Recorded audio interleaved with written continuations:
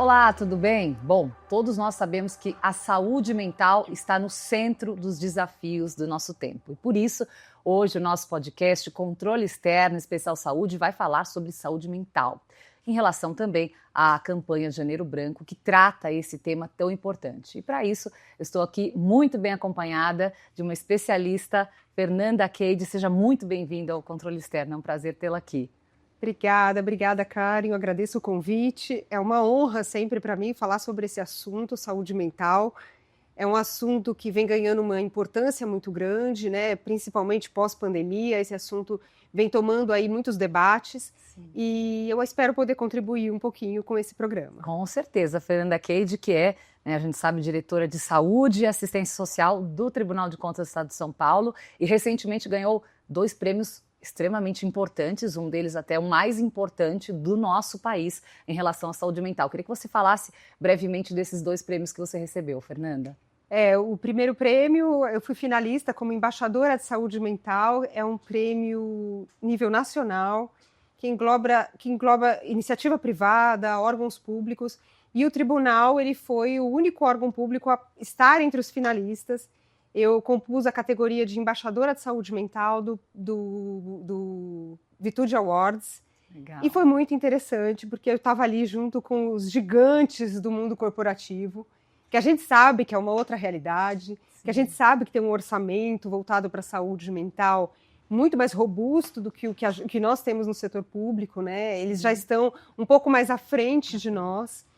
Mas para mim estar ali foi muito significativo, principalmente na categoria embaixadora de saúde mental, que é aquela pessoa que conseguiu trazer o debate dentro da sua instituição de saúde mental e conseguiu influenciar pessoas, influenciar projetos. Ótimo. Então isso para mim foi um grande significado, teve um significado muito importante, para eu ter a ideia assim, eu estou no caminho certo, né? Com certeza. E o segundo prêmio, que aí foi o prêmio mesmo de terceiro colocado, que foi um prêmio Inovatio do IRB, que é o Instituto Rui Barbosa, que premiou as iniciativas inovadoras de todos os tribunais de contas do Brasil.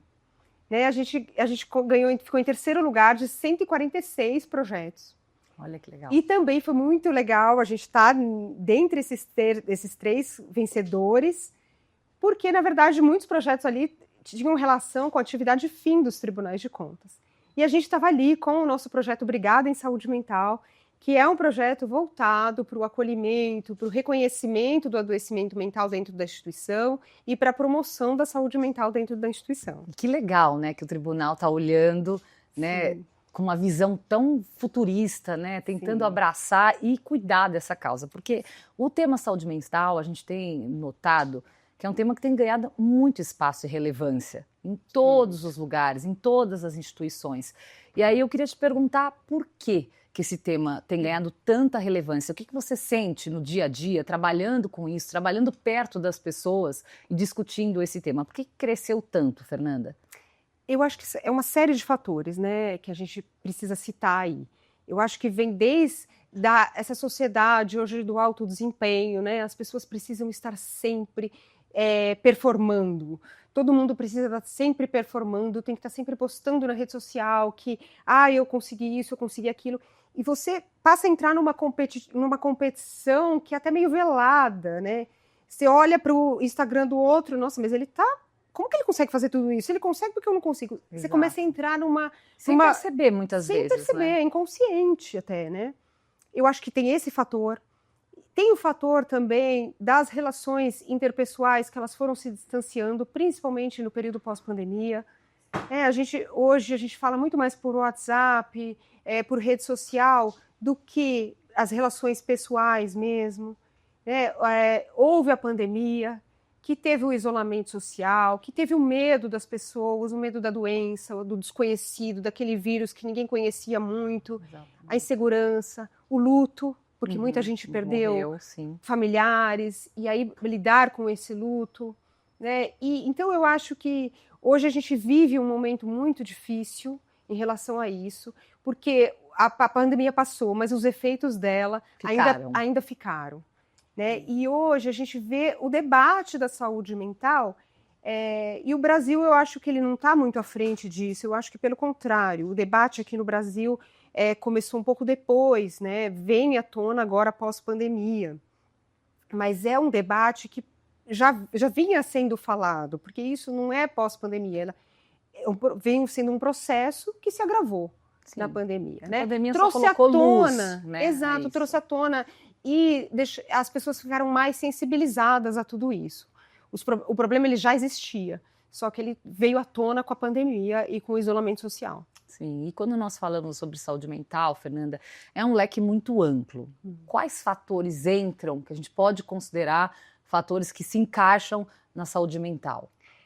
A saúde mental, quando a gente fala em adoecimento mental, é um conjunto de sintomas que causam um prejuízo funcional para as pessoas, um prejuízo funcional, um prejuízo interrelacional.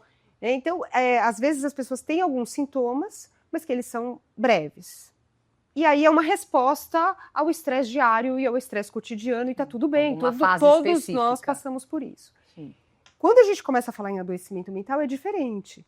Esses sintomas todos, eles permanecem por um tempo e eles começam a prejudicar a funcionalidade do indivíduo. Ela começa a me prejudicar no trabalho, no desempenho escolar para os mais jovens. E aí a gente já começa a ter que prestar um pouco mais de atenção nisso e colocar um pouco de luz nisso. Mas hoje também, o que acontece? As pessoas estão buscando a identificação de diagnóstico. Sim, tudo então, tem um diagnóstico hoje, exato. É impressionante, né? E você faz teste pela internet. Olha, veja se você tem TDAH. E a pessoa vai na internet, faz um teste lá e fala, nossa, eu tenho TDAH. E não é bem assim, né? A gente precisa de um profissional qualificado para fazer diagnósticos. Conjuntos de sintomas podem repercutir em um diagnóstico, mas isso a gente não pode banalizar. A gente não pode tornar também isso, nossa, eu tenho TDAH, eu tenho TEA, porque eu fiz um teste na internet. Isso infelizmente virou um mercado para algumas pessoas, né? Então ter um rótulo, ser rotulado por um teste breve desse, sem uma atenção especial, porque as pessoas também ganham dinheiro com isso. A gente Sim. tem observado isso dentro de escolas, enfim, sim, dentro de instituições também. Uma coisa que nos preocupa, né? As pessoas, nem todo mundo, infelizmente, tem essa cultura, esse olhar, esse discernimento para saber que algum transtorno está acontecendo. Quem não tem capacidade, quem não tem esse conhecimento, como é que está o SUS hoje para atender essa demanda de saúde mental? O SUS hoje, depois da reforma psiquiátrica, lá em 2001, ele foi reestruturado, né? Então hoje o SUS, na área de saúde psicossocial, ele trabalha em rede. A reforma psiquiátrica veio para tirar aquele modelo hospitalocêntrico em que a pessoa acometida de um transtorno mental, ou que sofre de um adoecimento mental, ela ficava isolada, ela era alijada da sociedade e ficava fora, sem autonomia, dentro de um hospital psiquiátrico. Sim. Então a reforma psiquiátrica veio para mudar isso e aí constituiu uma rede de atenção à saúde psicossocial dentro do SUS. Né? Essa rede ela é capilarizada e aí a principal porta de entrada para o SUS, para isso, seriam as UBSs, que são as Unidades Básicas de Saúde, e também tem a Estratégia de Saúde da Família, que também é uma porta de entrada, e temos os CAPs, que são os Centros de Atenção Psicossocial, que diversos segmentos, tem para álcool e drogas, tem o geral, tem para adolescentes e o infantil. Então, essas são as principais portas de entrada para a rede de atenção psicossocial do SUS. A despeito disso, os hospitais gerais, eles também precisam prever alguns leitos específicos para a saúde mental dentro do próprio hospital geral. E depois isso, ele é encaminhado ali dentro do próprio sistema do SUS para o tratamento adequado. Né? O tratamento hoje dentro do SUS não prevê, como antigamente, o alijamento dessa pessoa da sociedade. Não. Hoje, o objetivo principal do tratamento no SUS é a reinserção dessa pessoa na sociedade, a recuperação da sua funcionalidade, né, a recuperação da sua autonomia e que ela consiga conviver dentro de um tratamento que prevê uma multifuncionalidade, vários profissionais atuando, não só um psicólogo, não só um psiquiatra, mas sim com oficinas, com tratamentos terapêuticos em grupo. Então, o modelo hoje que está no SUS, ele é um modelo que tende a dar muito certo, né? A gente ainda encontra algumas dificuldades, né? Como o Brasil, ele é um local que a densidade demográfica dele varia muito, então tem locais que a gente consegue um atendimento de forma mais fácil, tem locais que, dependendo de como está ali a distribuição, a gente não consegue esse atendimento, esse acesso tão fácil da população. Sim. Então, isso é uma questão, a distribuição dessa rede, né, é uma questão que precisa avançar. A capacitação de profissionais também. E profissionais capacitados muitas vezes não querem ir para essas regiões remotas, Exato, a gente sabe. Muito distante, às vezes não tem qualidade de material para trabalhar, isso. Né? Não tem muita assistência. É isso. Então, Isso é uma barreira que vem enfrentando, né? Mas o que eu venho pensando muito, quando a gente pensa em saúde mental hoje, ainda o SUS trabalha muito com o atendimento depois que a pessoa já está doente, né? E que é com aquele atendimento para corrigir o que já está. Não uma prevenção. Não é uma prevenção, ainda precisa avançar nisso. Mas, além do SUS, eu acho que tem um papel fundamental de todas as instituições nisso. Tá. Né? E quando eu digo instituições, eu não digo só as organizações de trabalho, porque, sim, o trabalho... isso cientificamente já é comprovado, ele tem um papel central na vida da pessoa, e o trabalho, ao mesmo tempo que ele pode adoecer essa pessoa, ele pode contribuir para o agravamento, ele pode também exercer um papel de cura para aquela pessoa. Sim. Né? Então, além da organização do trabalho, as instituições familiares, as instituições escolares e de formação de jovens, né? Então, quando eu digo que institucionalmente essa prevenção pode começar bem antes nessas instituições, né, e aí desafoga o SUS, porque aí menos pessoas vão chegar lá precisando já de um tratamento mais intensivo. Sim. Quando a gente trabalha a prevenção, quando a gente trabalha a promoção da saúde mental, quando a gente permite que as pessoas falem sobre a saúde mental, sem medo da estigmatização que ainda existe. Tem isso, né? A pessoa não quer ser rotulada, tem vergonha de dizer que tem um transtorno mental. Principalmente em ambiente de trabalho. Né? Claro. Eu acho que isso é uma coisa que o projeto aqui do Tribunal Brigada em Saúde Mental vem para isso. Né? Vem para desestigmatizar, para que as pessoas no tribunal, os servidores públicos possam falar livremente quando eles não estão bem. Sim. E que está tudo bem, não está bem todo dia. Claro, ninguém está bem todo dia. A gente passa por muitas coisas na nossa vida, a gente passa por perdas, por ansiedades, por grandes mudanças na nossa vida, às vezes de ambiente de trabalho, de local de trabalho aqui dentro mesmo, ou na nossa residência, filhos. São muitas coisas. São muitas coisas, exato. Né? Então, ninguém consegue passar por isso inerte a tudo isso. Sim, a pessoa vai, em algum momento, precisar de algum tipo de ajuda. Né? E que bom que a gente pode ter, hoje aqui no tribunal, um ambiente que a gente possa falar sobre isso. Exato. Esse projeto da Brigada, ele vem para isso. Ele vem para que a gente possa ter aqui dentro servidores capacitados, que voluntariamente quiseram fazer parte da Brigada. E esses servidores são pontos de apoio, são pontos de escuta, de acolhimento, e a gente vem percebendo com o trabalho da Brigada como as pessoas hoje já se sentem mais à vontade para falar sobre o tema. Com certeza, quanto mais a gente fala de um tema como esse, mais as mentes vão se abrindo e a gente vai conseguindo derrubar o preconceito que existe, esse tabu, né, de ter um rótulo. Todo mundo vai passar por um momento desse, e que bom que o Tribunal de Contas do Estado de São Paulo está fazendo esse trabalho aqui dentro e que sirva de exemplo para outros lugares. É o trabalho de formiguinha. Claro, se o SUS não consegue abraçar o mundo, toda essa demanda, e com certeza, acho que infelizmente não consegue da melhor maneira possível, 100% dos casos, mas se cada um fizer o seu papel, a sua parte, a gente consegue ajudar um maior número de pessoas. E olhando para essa demanda imensa, e que a gente vê que isso tem crescido, e a gente, aqui nessa sua resposta, a gente tocou de novo na questão da internet, que eu vejo assim, nem todo mundo está bem toda hora, mas a internet às vezes faz parecer que sim. E aí a pessoa fala assim, poxa, aquela pessoa está sempre bem, né? Ela está sempre tá bem colocada, está feliz da vida no trabalho, na vida pessoal, a gente sabe que não é assim. Então, olhando para essa demanda, o que a rede de atenção psicossocial de São Paulo, especificamente, poderia fazer para melhorar esse atendimento? Ainda a gente está muito longe de atender a demanda do Estado. O que a gente tem em mente para o que está acontecendo agora e o que pode melhorar para o futuro? Eu acredito muito nas campanhas de conscientização, né, para que as pessoas busquem ajuda antes de um agravamento maior, antes que ela precise ser afastada, porque isso também gera um ônus para o Estado como um todo, quando as pessoas precisam já se afastar do trabalho. E diante do estigma que existe na saúde mental, quando uma pessoa ela se afasta de fato do trabalho, é porque ela chegou num ponto que ela perdeu totalmente a funcionalidade dela. Porque ninguém se afasta do trabalho por saúde mental à toa.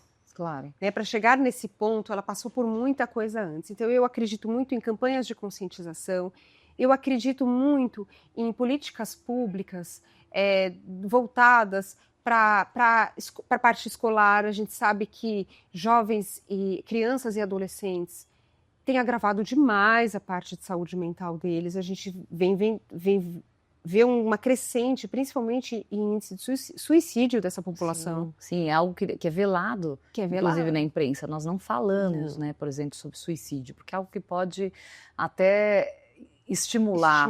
Infelizmente. Né? Então, eu acho que a gente entrar já na escola, políticas públicas que venham na escola, políticas públicas voltadas para todas as instituições. E hoje a gente vê que isso também está sendo visto aí fora com a NR1. Né? A NR1 é a norma regulamentadora número 1 do Ministério do Trabalho e Emprego, que ela veio e ela passa a ser exigida agora a partir do dia 26 de maio de 2026 das empresas. As empresas vão precisar criar um plano de gerenciamento de risco psicossocial. Então, quando vem uma norma do Ministério do Trabalho e Emprego dizendo isso para mim tem um significado muito importante de que, sim, a saúde mental, ela precisa ser vista de uma outra forma. Como prioridade. Como prioridade. Essa norma, ela não vai impedir que as pessoas adoeçam. Mas ela vem para impedir que as pessoas adoeçam por conta do trabalho. Que o trabalho não seja um fator que está agravando a saúde mental dessa pessoa. Então, as pessoas vão continuar sofrendo por questões de saúde emocional, porque faz parte da saúde integral do indivíduo. Exato. E todos adoecemos. E muitos não se dão conta que estão adoecendo. Não se dão conta. E não procura ajuda. Exatamente. Então é importante, né, você poder estar num lugar, trabalhar num lugar em que você possa ser ouvido, até para aquela pessoa especialista se identificar. Sim. Isso é realmente um problema? Isso é um estresse passageiro? Ou realmente há um transtorno por aqui? A gente está perto de você, vamos tratar, a gente tem caminhos aqui dentro da nossa instituição para olhar de perto, isso é fundamental. Exatamente. E essa campanha Janeiro Branco, da qual a gente está falando aqui também, Fernanda, que peso que você acha que tem esse tipo de tema? E nós estamos vendo que cada vez mais também as instituições estão abraçando essas campanhas, né? Mês a mês nós temos campanhas diferentes para o câncer de pele, o câncer de mama, AIDS, que a gente já debateu aqui também, já falamos sobre câncer de pele aqui também, agora a gente está tratando da saúde mental, e a gente sabe que ao longo do ano são várias campanhas. Né? Eu acho que isso tem uma força importante também. Sim, porque eu acho que são campanhas de conscientização, como eu disse, são campanhas que as pessoas param para pensar sobre aquela temática em específico, né? Que às vezes a gente vai vivendo meio que no automático e com a correria do dia a dia, a gente para pensar, né, sobre o tema. E o Janeiro Branco, por ser o mês de janeiro, eu vejo um significado muito grande, que é assim, você está começando o ano, né? E ali você está... Quando a gente inicia um novo ano, a gente pensa num novo ciclo, novas metas, novos desafios, né? Encerra um ciclo que talvez alguma coisa não tenha dado certo lá atrás, a gente fala, vou encerrar esse ciclo. Tem muito significado. O que foi ruim fica para trás. O que foi ruim fica para trás. Então, eu acho que o Janeiro Branco, ele tem um significado muito importante nisso. É você começar um novo ciclo pensando para dentro, olhando para dentro, né? O que está acontecendo? E como que eu estou? Eu vou começar esse ciclo e como que eu estou para enfrentar esse novo ciclo agora? Sim. Então eu vejo que tem um significado importantíssimo, todos esses meses que comemoram alguma coisa, que conscientizam sobre alguma coisa, porque traz luz para um tema importante. Claro, com certeza. E eu queria te perguntar, Fernanda, se hoje existe uma integração entre as políticas públicas de saúde mental e de assistência social. Como é que funciona esse vínculo? Se é que existe hoje algo bem traçado. Existe já dentro do SUS um vínculo entre essas duas áreas, né? Até porque a assistência social, ela precisa, ela está inserida, o profissional do serviço social, ele está inserido também nessa recuperação, né, do paciente, no acompanhamento do paciente dentro da rede. Né? É muito importante que esse paciente, quando ele entra na rede, ele tenha um acompanhamento, até que ele possa recuperar a sua funcionalidade e conseguir retornar ao trabalho ou conseguir voltar para ter um rendimento escolar adequado, né? Então, a assistência social, ela vem caminhando muito junto com a atenção de saúde mental. É claro que a gente ainda precisa investir mais em política pública, em fiscalização do acesso, em como que esse usuário do SUS transita nessa rede, né? Se ele está tendo acesso, se está demorando muito tempo para diagnóstico e para tratamento. Isso precisa de uma fiscalização intensa e o Tribunal de Contas, no seu papel institucional, pode sim contribuir com isso. Fiscalizando, perto, né? Fiscalizando se as pessoas de fato estão tendo acesso. Né? E como que está sendo o trânsito desse paciente dentro do sistema. Né? Se de fato ele está sendo bem atendido, dentro da sua dignidade, porque isso, a saúde mental hoje é um pilar da dignidade humana. Claro. Então, o Tribunal de Contas tem um papel fundamental em visualizar todo esse panorama do SUS em relação à saúde mental. Muito legal. A gente estava conversando aqui antes da entrevista começar de um outro problema que, assim, a tecnologia ela é uma grande aliada para o bem, mas também para o mal, se a gente não souber usá-la da maneira correta. E uma das questões que tem provocado muitos problemas de saúde mental é o uso excessivo de telas. E a gente já não foge mais disso. Né? Ou a gente está alinhado ali com esse avanço da tecnologia, ou a gente fica para trás em todos os sentidos.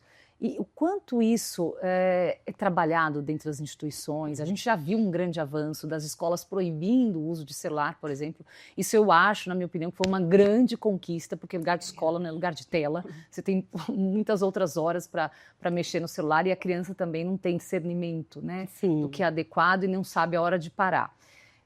Você, conversando com as pessoas, né, lidando com esse tema de perto, você percebe que o celular muitas vezes está realmente envolvido com esses transtornos mentais? Ah, sem dúvida, né? Eu acho que a gente tem as redes sociais, que como a gente já disse aqui, ela vira uma vitrine, né? Uma vitrine de... sempre as pessoas estão bem na rede social. Muito difícil você ver as pessoas colocando uma tristeza, uma derrota, às vezes. Ninguém posta briga, né? Ninguém posta a briga que teve no trabalho, o dia ruim que teve no trabalho, né? Então, a gente fica olhando sempre para o outro, né? A gente está sempre olhando para o outro e buscando a aprovação do outro. Porque quando a gente posta em busca de curtidas, quantas curtidas... Eu vejo hoje muitos jovens, quantas curtidas você... Às vezes eu posto alguma coisa na minha rede social, minha filha fala assim, quantas curtidas você teve? Ou, nossa, você teve como se isso fosse algo muito Aí eu falei, mas eu nem tô nem olhando quantas curtidas eu tenho. Mas a gente busca a aprovação do outro pela tela. Sim. Né? Porque ali a gente encontra ali uma questão ainda muito... que eu vejo hoje para os jovens também, que é muito grave. Né? Os jovens às vezes tratam a rede social como sem lei, né?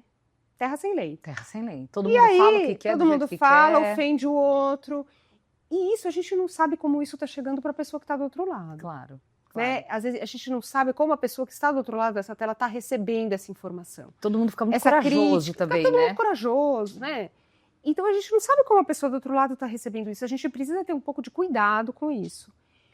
Mas para além disso, que eu vejo, às vezes eu falo assim, não, eu vou desintoxicar um pouco do Instagram. Porque, gente, eu sou humana, eu também fico no Instagram. Né? Claro, todos nós. A gente tenta, fico no Instagram. Às vezes eu falo, não, vou me poupar um pouco do Instagram. Mas, gente, hoje, a nossa vida está aqui dentro. Não, e todas as informações, até de notícia, tá vendo bobagem no Instagram. Não, a gente se informa pelo Instagram. Eu sigo todos os veículos de comunicação, por exemplo, e ali no início do meu dia eu tô ali, a gente tem um banco no celular, e aí você tá vendo o banco, você tá lendo um artigo, de repente, importante pro seu trabalho. Sim. E aí chega uma mensagem de um amigo, já dispersa. Já dispersa. E a gente está sempre, assim, a gente está sempre multitarefas. são sempre várias janelas no celular abertas, porque a gente virou multitarefa. Todo mundo tem que virar multitarefa para dar conta disso daqui, porque é assim, é o banco, é o portal de notícia, são os e-mails que a gente recebe o tempo todo, Sim. é o WhatsApp, é o Teams. Gente, é assim, é humanamente impossível você ficar... E hoje, por exemplo, eu que tenho filhos adolescentes, né? Eu falo assim, eu vou tentar não ver nada disso, eu não vou ver TikTok. Aí, de repente, a minha filha e meu filho comentam alguma coisa comigo que tá bombando, você, né, para eles. E eu olho e falo assim, eu não sei o que é isso, eu nunca vi. Ela fala, mãe...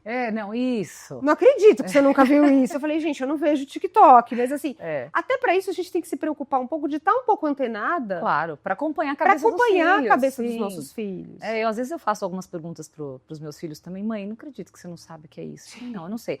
Inclusive a linguagem, né? Por exemplo, sim, SS, o NN. Então a gente tem que se acompanhar.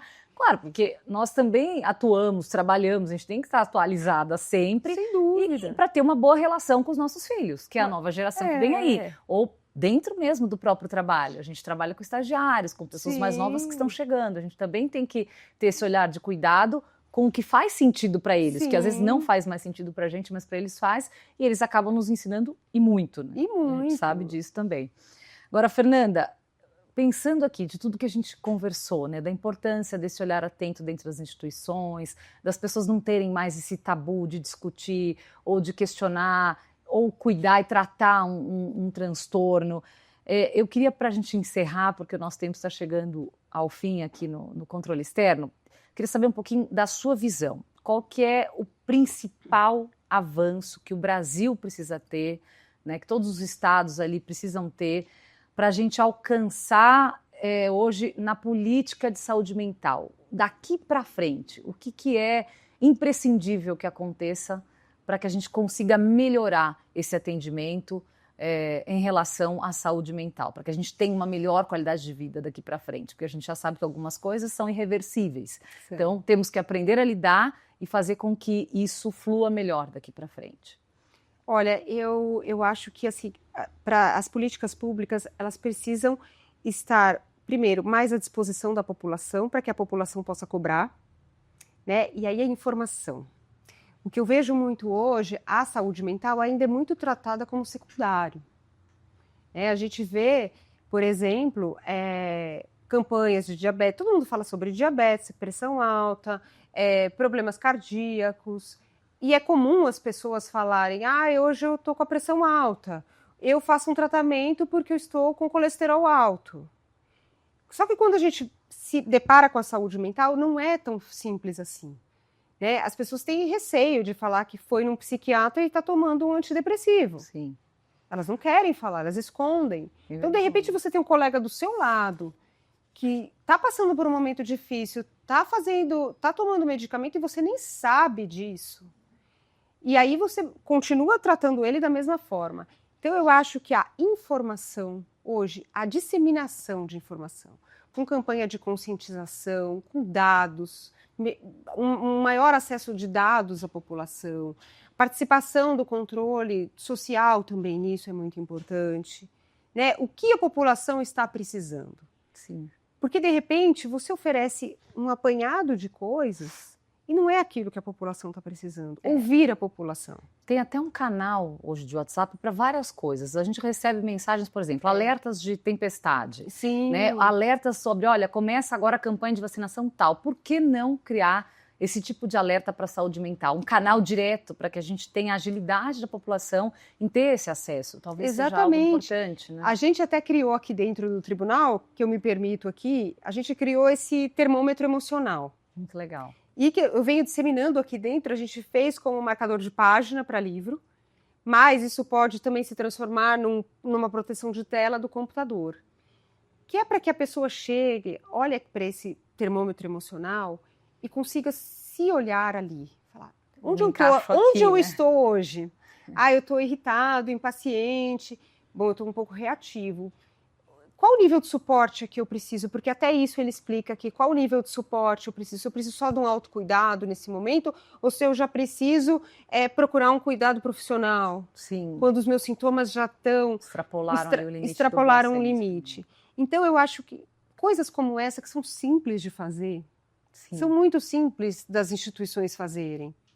Elas ajudam primeiro, porque elas mostram que essa instituição está preocupada com as pessoas que estão ali trabalhando. Isso já é fundamental, é um diferencial. Já é um diferencial imenso. E segundo, porque a pessoa começa a pensar sobre ela mesma, ela começa a olhar para ela mesma. E ela começa, inclusive, a olhar para o... Eu já vi aqui colegas debatendo. Hoje eu estou aqui, e você? Então as pessoas começam a falar sobre isso, normalizar. A gente precisa normalizar a saúde mental. Sim. A gente precisa normalizar, mas não banalizar. Claro. Né? Normalizar é falar sobre o assunto, mas buscar ajuda profissional. Sim, com responsabilidade. Com responsabilidade quando necessário. Né? Eu me permito até aqui fazer um adendo, a gente vê uma explosão nos últimos 4 anos de burnout no Brasil. Né? Aumentou 400%. Né? Mas eu fico me perguntando, como estão sendo esses diagnósticos de burnout? Por quê? O burnout ele é uma doença do trabalho.